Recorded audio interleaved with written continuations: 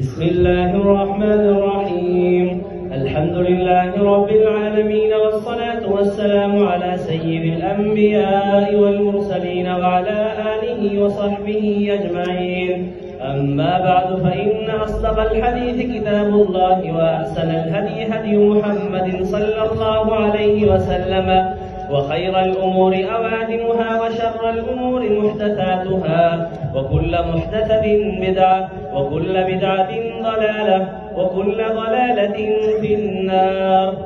باب قول الله: ونضع الموازين القسط ليوم القيامة وأن أعمال بني آدم وقولهم يوزن. وقال مجاهد: القسطاس والعدل بالرومية، ويقال القسط مصدر المقسط وهو العادل، وأما القاسط فهو الجائر.